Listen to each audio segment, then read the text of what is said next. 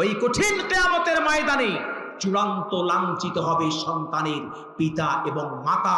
সন্তানকে পৃথিবীতে কোরআন এবং হাদিস থেকে বিরত রাখবার কারণে, কোরআন এবং হাদিসের শিক্ষা না প্রদান করার কারণে কিয়ামতের ময়দানে বাপ মা লাঞ্ছিত অপমানিত হবে চূড়ান্ত ভাবে। সন্তানকে ইসলামের নৈতিক শিক্ষা না দেওয়ার কারণে কিয়ামতের ময়দানে আবার সন্তানের কারণে কোরআন শিখাই নাই সন্তানকে, এই কারণে সন্তানের কারণেই কি আমি জাহান্নামী হব, বেইজ্জতি হব, লাঞ্ছিত হব?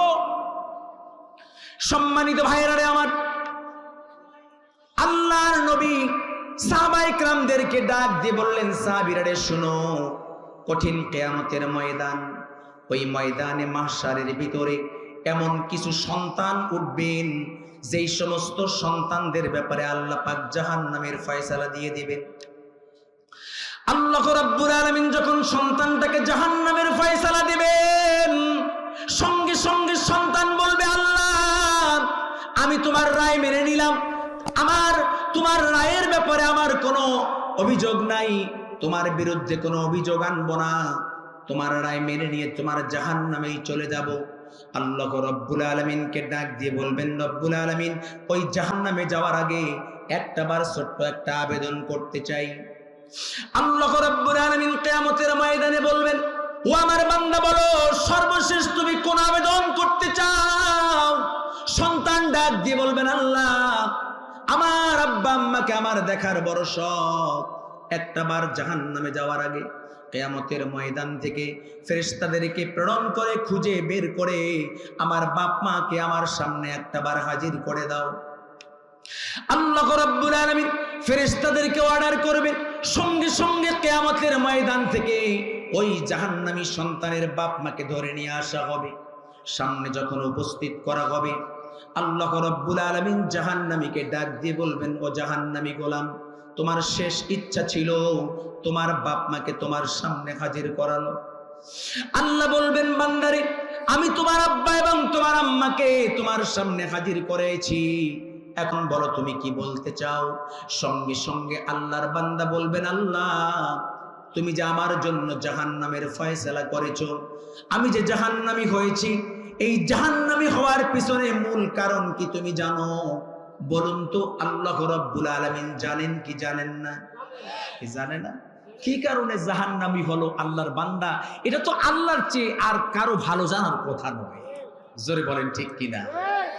সম্মানিত ভাইরা আমার, তারপরে আল্লাহ রাব্বুল আলামিন ওই জাহান্নামী গোলামকে বলবেন না, বরং আল্লাহ পাক ওই জাহান্নামী গোলামকেই জিজ্ঞেস করবেন, তুমি বলো কিসের জন্য তুমি জাহান্নামী হয়ে গেলে?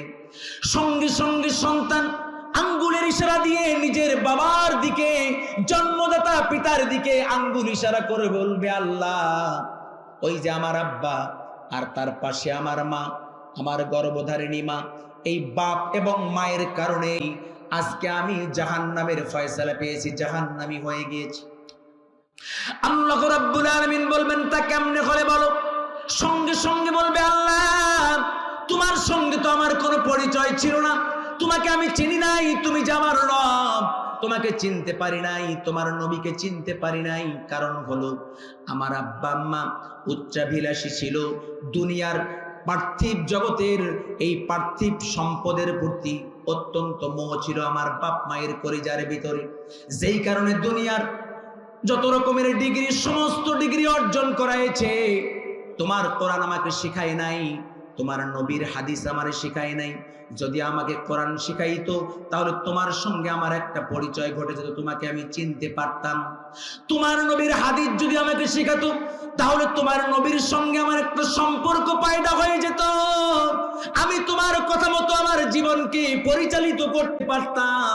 তোমার নবীর হাদিসগুলো পড়ে পড়ে তোমার নবীর চারিত্রিক জীবনীগুলো জানতাম, সেই রকম চরিত্র গঠন করতে পারতাম।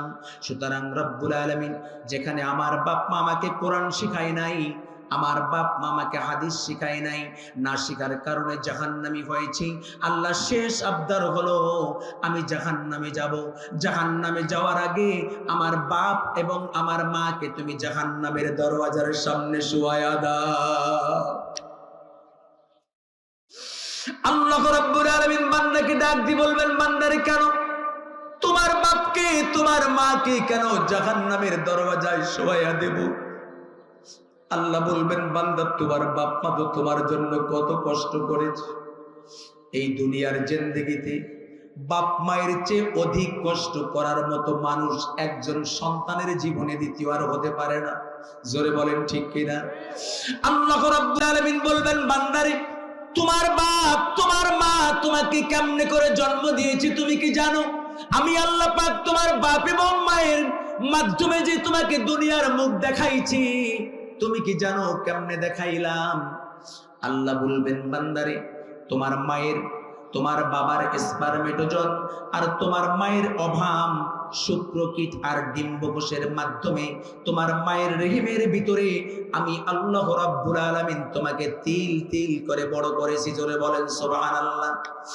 আল্লাহ বলবেন বান্দারে ওই দিনের কথা একবার মনে করে দেখ। তোর মা যখন তোকে গর্ভধারণ করেছিল, যখন তুই তোর মায়ের পেটের ভিতরে ছিলি, ওই পেটের ভিতরে থাকা অবস্থায় তুমি তোমার মাকে কত কষ্ট দিয়েছো, পা দিয়ে কত লাথি মেরেছো, কত গুতা মেরেছো, মাথা দিয়ে কত গুতা মেরেছো। এরপরে একটা বারের জন্য তোমার মা এত কষ্ট পাওয়ার পরেও একটা বারের জন্য তোমাকে ভুলে নাই। বরং যতবার আমার আদালতে হাত তুলেছে ততবার তুমি সন্তানের জন্য, তুমি সন্তানের হেফাজতের জন্য আমার কাছেই একমাত্র প্রার্থনা করেছিল। এ দুনিয়াতে বাপের চেয়ে মা সন্তানের জন্য অনেক বেশি কষ্ট করেছেন। জোরে বলেন ঠিক কিনা? মায়ের মতো কষ্ট এই পৃথিবীতে আর কেউ করে না। এজন্য বাপের চেয়ে মায়ের মর্যাদাও আল্লাহ এবং তার রাসূল সাল্লাল্লাহু আলাইহি ওয়াসাল্লাম দিয়েছেন। জোরে বলেন ঠিক কিনা? এই জন্য সন্তানের জন্য বাপ মা হচ্ছে জান্নাত, বাপ মাই হচ্ছে জাহান্নাম। হুমা জান্নাতুকা ওয়া নারুক। বাপ মাই হচ্ছে সন্তানের জান্নাত, বাপ মাই হচ্ছে সন্তানের জাহান্নাম। জোরে বলেন ঠিক কিনা? সম্মানিত ভাইয়ের আমার, শুধুমাত্র এতটুকু নয়, বাপের চেয়ে মায়ের মর্যাদা ইসলাম এত বেশি দিয়েছে। সেই মা এত মর্যাদা পাওয়ার পর তাদের মর্যাদা নিজেরাই নিজেদের মর্যাদাকে অক্ষুণ্ণ রাখতে পারে না। জোরে বলেন ঠিক কিনা? সম্মানিত ভাইরা আমার, এই মায়ের মর্যাদার ব্যাপারে আল্লাহর নবী বলেছিল, সাহাবায়ে কেরাম যখন জিজ্ঞেস করেছিল ইয়া রাসূলুল্লাহ খেদমত করব কার, সাহাবী বলেছেন যে ক্বালা উম্মুকা, তুমি তোমার মায়ের খেদমত করো। দ্বিতীয়বার সাহাবী জিজ্ঞেস করেছিলেন তারপর খেদমত করব কার, আল্লাহর নবী বলেছেন সুম্মা উম্মুকা, তোমার মায়ের। তৃতীয়বার সাহাবী যখন বলেছিলেন তারপর খেদমত করব কার, আল্লাহর নবী বলেছিলেন ক্বালা সুম্মা উম্মুকা, তারপর তোমার মায়ের। চতুর্থবার সাহাবী যখন জিজ্ঞেস করেছিলেন তারপর খেদমত করব কার, আল্লাহর রাসূল বলেছিলেন ক্বালা আবুকা, তোমার বাবার। তাহলে এই হাদিসের মাধ্যমেও এটা প্রতীয়মান হয়েছে মায়ের বাপের চেয়ে মায়ের মর্যাদা আল্লাহর রাসূল সাল্লাল্লাহু আলাইহি ওয়াসাল্লাম 3 গুণ বেশি দিয়েছেন। জোরে বলেন সুবহানাল্লাহ। সম্মানিত ভাইরা আমার, ওই কঠিন কিয়ামতের ময়দানে আল্লাহ বলবেন বান্দা শুনো, শুধুমাত্র এতটুকু নয়, তোমার বাপ মা তোমার জন্য দুনিয়ার জিন্দেগিতে যেই কষ্টটুকু করলো, যেই বাপ মায়ের বিরুদ্ধে অভিযোগ নিয়ে আসলে, আল্লাহ বলবেন বান্দারে তোমার মা যখন তোমাকে পেটের ভিতরে ধারণ করেছিল, দুনিয়ার জিন্দেগির ভিতরে মায়ের পেটে থাকার অবস্থান, থাকার সময় সীমা যখন পেরিয়ে গেছে, আমি আল্লাহ রাব্বুল আলামিন তোমার মায়ের পেট থেকে কেমন কুদরতি কায়দায় তোমাকে দুনিয়ার মুখ দেখাইছি তুমি জানো নাকি?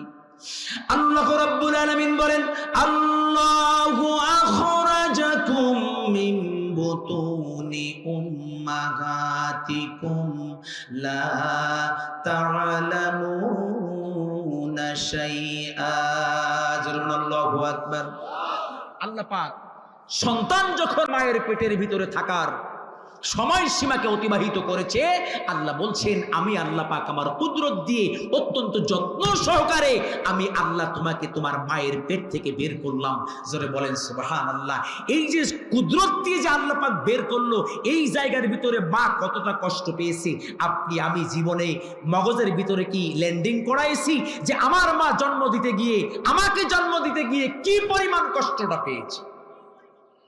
সম্মানিত ভাইরা আমার, আল্লাহর নবী বলেছেন, একটা সন্তানকে মা যখন জন্ম দেয়, এই জন্ম দেওয়ার সময় মায়ের শরীর থেকে যেই পরিমাণ রক্ত ঝরে পড়ে, রক্ত প্রবাহিত হয়, যুদ্ধের ময়দানে দিনের জন্য জিহাদ করতে গিয়ে শাহাদাত বরণ করলে একজন শহীদের শরীর থেকে যেমন রক্ত বের হয়, তার চেয়ে বেশি রক্ত মা তার সন্তানকে প্রসব করতে গিয়ে তার শরীর থেকে ঝরিয়ে ফেলে। জোরে বলেন ঠিক কিনা? সম্মানিত ভাইয়ের আমার, এই জন্য আল্লাহর নবী বলেছেন, এই মা যখন সন্তানকে দুনিয়ার মুখ দেখায়, দুনিয়াতে জন্ম দেয়, এই সন্তান জন্ম দেওয়ার সঙ্গে সঙ্গে আল্লাহ পাক ওই মায়ের আমলনামায় একজন শহীদের সওয়াব আল্লাহ লিপিবদ্ধ করে দেন। জোরে বলেন সুবহানাল্লাহ। সম্মানিত ভাইরা আমার, এই জন্য বাপ মাকে সম্মান করতে হবে, বাপ মাকে ইজ্জত দিতে হবে, বাপ মাকে শ্রদ্ধা করতে হবে। বাপ মায়ের সঙ্গে কটু কথা বলা যাবে না, বাপ মায়ের সামনে উচ্চ আওয়াজে কথা বলা যাবে না, বাপ মায়ের সামনে চোখ রাঙ্গিয়ে কথা বলা যাবে না। এই শিক্ষা দিয়েছেন কে? আল্লাহ দিয়েছেন। আমরা তো জানি না, আমাদের সন্তান জানে না।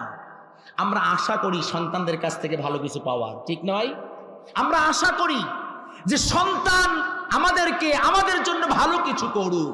সন্তান আমার সামনে যখন দাঁড়াবে, এই সন্তান মাথা নিচু করে বিনয়ের সাথে আমার সামনে দাঁড়িয়ে থাক।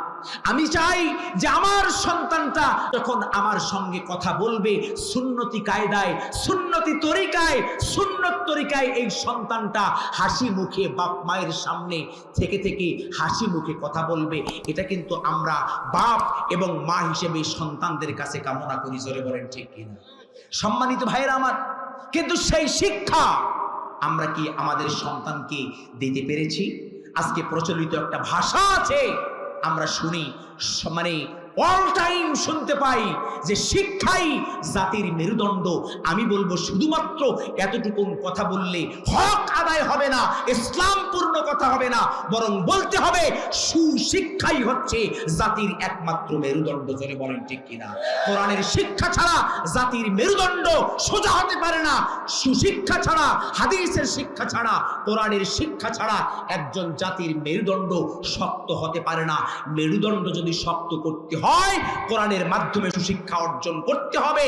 মেরুদণ্ড যদি শক্ত করতে হয়, হাদিসের শিক্ষার মাধ্যমে মেরুদণ্ডকে, মুসলমানকে শক্ত করতে হবে। জোরে বলেন ঠিক কিনা? সম্মানিত ভাইরা আমার, আমি যে কথা বলতে গিয়ে অন্যদিকে চলে এসেছি। ওই কঠিন কিয়ামতের ময়দানে, মনে আসেনি?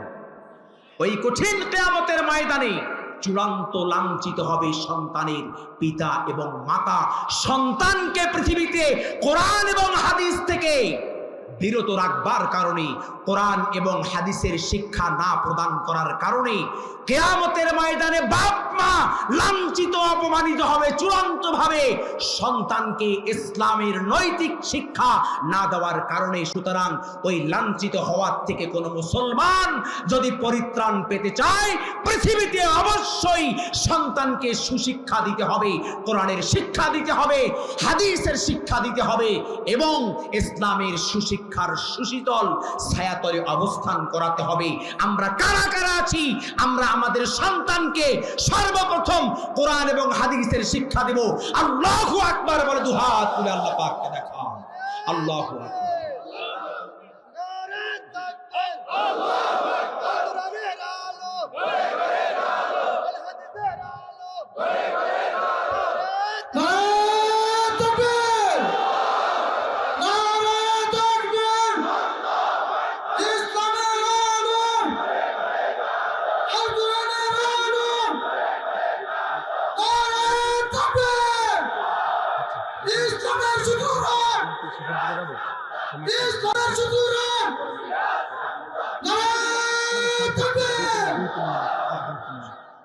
সম্মানিত ভাইরা আমার, আল্লাহ পাক আমাদের সকলকে কবুল আর মঞ্জুর করুক, সকলে বলি আমিন। যদি হযরতে আবু বকর সিদ্দিকের মতো চরিত্রবান সন্তানকে বানাতে চান, তাহলে শিক্ষা লাগবে কিসের? জোরে বলেন কিসের? ইমানি হুঙ্কার দিয়ে বলতে হবে মুসলমান, শিখতে হবে কি? শুধু কোরআন না, কোরআন এবং হাদিস। বলুন শিখতে হবে কি? শেখাতে হবে কি? সন্তান থেকে পৃথিবীতে সম্মান পেতে হলে শেখাতে হবে কি? কোরআন এবং হাদিস। সন্তান থেকে, সন্তানের হাত থেকে বেইজ্জতি মুক্ত হওয়ার জন্য কিয়ামতের ময়দানে বেইজ্জতি মুক্ত হওয়ার জন্য সন্তানকে পৃথিবীতে কোরআন এবং হাদিসের শিক্ষা সর্বপ্রথম সন্তানকে দিতে হবে। জোরে বলে ঠিক কিনা? সম্মানিত ভাইয়ের আমার, আমি যে কথা বলতে চাই সেটা হচ্ছে যে হযরতে আবু বকর সিদ্দিক রাদিয়াল্লাহু তাআলা আনহু এরকম সন্তান যদি তৈরি করতে চান তাহলে অবশ্যই সন্তানকে কোরআন এবং হাদিস শেখাবেন। হযরত ওমর ইবনুল খাত্তাব রাদিয়াল্লাহু তাআলা আনহুর মতো সন্তান যদি তৈরি করতে চেষ্টা করতে চান তাহলে কোরআন এবং হাদিসের মাধ্যমেই এমন সন্তান তৈরি করা সম্ভব। জোরে বলেন ঠিক কিনা? হযরত ওমর, হযরত ওসমান, হযরত আলী, হযরত মুআজ, হযরত মুআওয়াজের মতো সন্তান যদি তৈরি করতে চান, দুনিয়া এবং আখিরাত উভয় জগতের সম্মান, উভয় জগতের কল্যাণ সন্তানের মাধ্যমে যদি পেতে চান তাহলে সন্তান কোরআন এবং হাদিস শেখাতে হবে। জোরে বলেন ঠিক কিনা? সম্মানিত ভাইরা আমার, যে কথা বলতেছিলাম, ওই কঠিন কিয়ামতের ময়দানে চূড়ান্ত যেই অপমান, চূড়ান্ত যেই লাঞ্ছনা, এই লাঞ্ছনা কত দূর পর্যন্ত নিয়ে যাবে যেই বর্ণনা আমি আপনাদের সামনে উপস্থাপন করতে চেয়েছিলাম। আসলে অনেক কষ্ট করে আলোচনা করতেছি, কারণ গতকালকে আমার প্রোগ্রাম ছিল ইপিজেড চট্টগ্রাম, সেখান থেকে আজকে আমি এখানে এসেছি।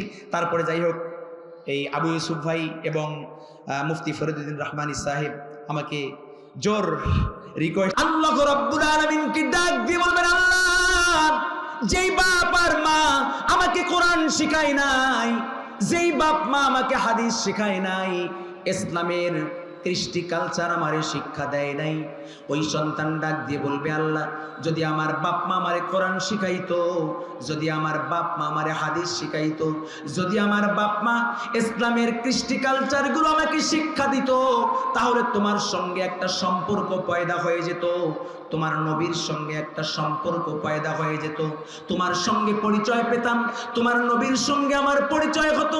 আজকের এই কঠিন কিয়ামতের ময়দানে আমি নিজেও লাঞ্ছনার শিকার হতাম না, আর আমার বাপ এবং মাকেও লাঞ্ছনার শিকার করতাম না।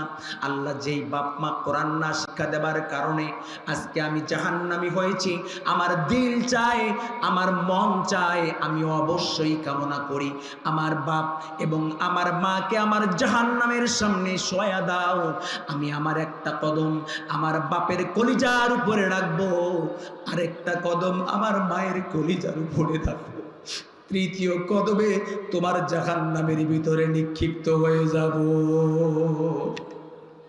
কিয়ামতের ময়দানে এই সন্তান, যেই বাপ মা এত কষ্ট করে সন্তানকে লালন পালন করেছে, প্রতিপালন করেছে, সেই সন্তান আল্লাহর আদালতে বলবে, আল্লাহ, দুইজনের শোয়ায় দাও, বাপের বুকের উপর কলিজার উপরে আমার একটা পা রাখি, আর আমার মায়ের কলিজার উপরে আমার আরেকটা পা রেখে তারপর জাহান্নামে যাই। সম্মানিত ভাইরা আমার, এই ভয়াবহ মুহূর্ত থেকে যদি আমি পরিত্রাণ পেতে চাই, এখনো সবাই আছে, সন্তানকে কোরআন শেখান, সন্তান হাদিস শেখান, সন্তানকে ইসলামের কৃষ্টি কালচার শিক্ষা দিয়ে উত্তম চরিত্রের মানুষ বানান। দেখবেন আপনি আপনার সন্তান থেকে যা কিছু আশা করবেন, সমস্ত আশা ওই সন্তানের মাধ্যমে পূর্ণ হবে। জোরে বলেন ঠিক কিনা? সম্মানিত ভাইরা আমার, এই জন্য সন্তানকে সুশিক্ষা দিতে হবে, কোরআনের শিক্ষা দিতে হবে, হাদিসের শিক্ষা দিতে হবে। আর এরপরে আমি তার আগে যে কথাটা বলতে চেয়েছিলাম, হযরতে আবু বকর সিদ্দিক রাদিয়াল্লাহু তাআলা আনহু, তার আমল, তিনি কেমন আমলদার ছিলেন, কেমন আমলওয়ালা ছিলেন, এ কথা বলতেছিলাম। জোরে বলেন ঠিক কিনা? হযরতে আবু বকর সিদ্দিকে আকবর কেমন আমল ছিল, এত আমল থাকার পরেও কেন সিদ্দিকে আকবর সারা রাত দাঁড়িয়ে দাঁড়িয়ে ইবাদত করে করেছেন? কেন হযরতে আবু বকর সারা রাত কেঁদে কেঁদে রাত অতিবাহিত করেছেন? কেন সিদ্দিক আকবর হযরতে আবু বকর সিদ্দিক রাদিয়াল্লাহু তাআলা আনহু সিজদায় আল্লাহর কুদরতি কদমে কপালটা ঠেকাইয়া দিয়া সারা রাত কাটিয়ে দিয়েছেন, কপালটা উঠান নাই? এত কেন কেঁদেছেন? কেন কেঁদেছেন? সেই সিদ্দিক আকবর হযরতে আবু বকর সিদ্দিক রাদিয়াল্লাহু তাআলা আনহুর আমল কেমন ছিল? সম্মানিত ভাইরা আমার, হযরতে আবু বকর সিদ্দিক রাদিয়াল্লাহু তাআলা আনহু যত আমল করেছেন, ওয়াল তানজুর নাফসুম মা কদ্দামাত লিগাদ, হযরতে আবু বকর সিদ্দিক রাদিয়াল্লাহু তাআলা আনহু যত আমল করেছেন, সমস্ত আমলের একমাত্র উদ্দেশ্য ছিল পরকাল, একমাত্র উদ্দেশ্য ছিল আল্লাহর সন্তুষ্টি। জোরে বলেন ঠিক কিনা? কিন্তু আপনার আমার আমল নামাজ যদি আমরা পড়ি, অনেকেই আমাদের মনের মুখে এই ইচ্ছাটুকুন পোষণ করি, আমি দৈনন্দিন নামাজ পড়তে যাব, দৈনন্দিন 5 ওয়াক্ত নামাজ জামাতের সঙ্গে আদায় করব, লোকেরা আমাকে দেখবে, আমাকে বড় আমলদার মনে করবে, এটাই আমাদের মনের চাওয়া, দিলের তামান্না। জোরে বলেন ঠিক কিনা? সম্মানিত ভাইরা আমার, ওই সমস্ত নামাজীদেরকে আল্লাহ রাব্বুল আলামিন কিয়ামতের ময়দানে ডাক দিয়ে বলবেন, ও আমার গোলাম, পৃথিবীতে তুমি অবস্থান করেছিলে আমার নাজ নিয়ামত পূর্ণ, এই দুনিয়াতে অনেক নাজ নিয়ামত ভক্ষণ করেছিলে, আজকের এই কঠিন কিয়ামতের ময়দানে মাহশার আদালতে কিবরিয়ায় তোমার রবের জন্য তুমি কি নিয়ে হাজিরা দিতে এসেছো? আল্লাহর বান্দা ডাক দিয়ে বলবে, আল্লাহ, দৈনন্দিন 5 ওয়াক্ত নামাজ জামাতের সাথে তোমার সন্তুষ্টির জন্য আদায় করেছিলাম। আল্লাহ বলবেন, না বান্দা, মিথ্যা বললি, তুই তো দুনিয়ার জিন্দেগিতে নামাজ আদায় করেছিলি, আমার সন্তুষ্টির জন্য নয়, পরকালকে উদ্দেশ্য করে তুমি তো নামাজ আদায় করো নাই। তোমার মনের মুখের উদ্দেশ্য ছিল, তোমার মনের মুখের কি উদ্দেশ্য ছিল? আল্লাহ রাব্বুল আলামিন মানুষের মনের ভিতরের সমস্ত উদ্দেশ্য সম্পর্কে অবগত আছেন কি নাই? এই জন্য আল্লাহ রাব্বুল আলামিন কোরআনুল কারীমের ওই আয়াতের শেষ অংশের মাধ্যমে আল্লাহ রাব্বুল আলামিন জানিয়ে দিলেন, ইন্নাল্লাহা খাবীরুম বিমা তা'মালুন। আল্লাহ বলেন, বান্দারে, আমল যে করবা, কোন উদ্দেশ্যে আমল করবা, তোমার মনের মুকুরের উদ্দেশ্যটুকুন কি, এই উদ্দেশ্যটুকুন সম্পর্কে আমি আল্লাহ পাক আমি সবচেয়ে বেশি ভালো জানি। জোরে বলেন সুবহানাল্লাহ। আল্লাহ রাব্বুল আলামিন কিয়ামতের ময়দানে বলবেন, বান্দারে, দুনিয়ার জিন্দেগিতে মসজিদে গিয়ে 5 ওয়াক্ত নামাজ যথা সময়ে জামাতের সঙ্গে আদায় করেছিলি, আমার পরকালকে উদ্দেশ্য করে নামাজ পড়স নাই, আমি আল্লাহর সন্তুষ্টির জন্য নামাজ পড়স নাই, বরং দুনিয়ার জিন্দেগিতে নামাজ পড়েছিলি, তোমার উদ্দেশ্য ছিল তো লোকে তোমারে আমলদার ভাববে। আল্লাহ বলবেন, শোকান দূর হয়ে যাও, ও বান্দা দূর হয়ে যাও। আল্লাহ বলবেন, বান্দা দূর হয়ে যাও। আল্লাহ বলবেন, বান্দারে, দুনিয়ার জিন্দেগিতে নামাজ পড়ার কারণে বিনিময় যা চেয়েছিলি, আমি আল্লাহ রাব্বুল আলামিন তোমাকে তাই দিয়েছিলাম। দুনিয়ার জিন্দেগিতে মানুষ তোমাকে বড় আবেদ হিসেবে আখ্যা দিয়েছিল, দুনিয়ার জিন্দেগিতে আমি আল্লাহ রাব্বুল আলামিন তুমি যা চেয়েছিলে, দুনিয়ার জিন্দেগিতে মানুষ তোমাকে আল্লাহু আলা বলে ডাকবে, আমি আল্লাহ দুনিয়ার জিন্দেগিতে এর পুরস্কার দিয়েছি। বান্দা, শোকান দূর হয়ে যাও, আমার সামনে থেকে চলে যাও। দুনিয়াতে নামাজের বিনিময়ে নামাজের পুরস্কার আমি আল্লাহ তোমারে দিয়েছি, আজকের এই কঠিন কিয়ামতের ময়দানে ওই নামাজের পুরস্কার আমি আল্লাহর আদালতে অবশিষ্ট কোনো কিছু রাখি নাই। সম্মানিত ভাইরা আমার, কিছু মানুষ থাকবে রোজাদার, এই তো সামনে রমজান, ঠিক কিনা ভাই? রমজান না, এই রমজান আসলে তো মহা মুসিবত, ঠিক না ভাই? ঠিক। রমজান আসলে যে কি মুসিবতটা দাঁড়ায় কিছু মানুষের, মানে যারা রোজা রাখতে চায় না, এরা আবার পর্দা করে দিনের বেলায় খায়। জোরে বলেন ঠিক কিনা? এরকম একটা হালত। আবার কেউ কেউ বলে, আমি কি উপোস থাকবো, আমার কি টাকা কড়ি, আমার কি ধন সম্পদ নাই যে আমি ওদের মতো উপোস থাকবো? নাউজুবিল্লাহ কইতে ইচ্ছে করে না ভাই, নাউজুবিল্লাহি মিন যালিক। আবার কিছু মানুষ আছে চেহারাটা নষ্ট হবে এই ভয়ে রোজা রাখে না। আবার কিছু কিছু মানুষ আছে যেই মানুষগুলো রোজা রাখে কিন্তু উদ্দেশ্য পরকাল নয়। ওয়াল তানজুর নাফসুম মা কদ্দামাত লিগাদ, পরকালকে উদ্দেশ্য করে নাই, এই দুনিয়াতে রোজা রেখেছিল, প্রেস্টিজ কনসার্ন হয়েছে। রোজা না রাখলে আমার বন্ধু মহল, আমার ভাই বেরাদার, আমার চাচা খুড়া কি ভাববে, আমারে কি লজ্জা দেবে, লজ্জায় পরে প্রেস্টিজ কনসার্ন হয়ে রোজা রেখেছে, আসলে এটা আল্লাহর উদ্দেশ্য করে নাই। এই সমস্ত রোজাদার যখন আল্লাহর আদালতে হাজিরা দেবে, এই আদালতে কিবরিয়ায় আল্লাহ বলবেন শোকান শোকান, দূর হয়ে যাও, দূর হয়ে যাও। রোজা রেখেছিলে দুনিয়াতে প্রতিদান পাবার আশায়, দুনিয়াতে প্রতিদান দিয়েছি, আজকের কিয়ামতের ময়দানে তোমার জন্য অবশিষ্ট কোনো প্রতিদান নাই।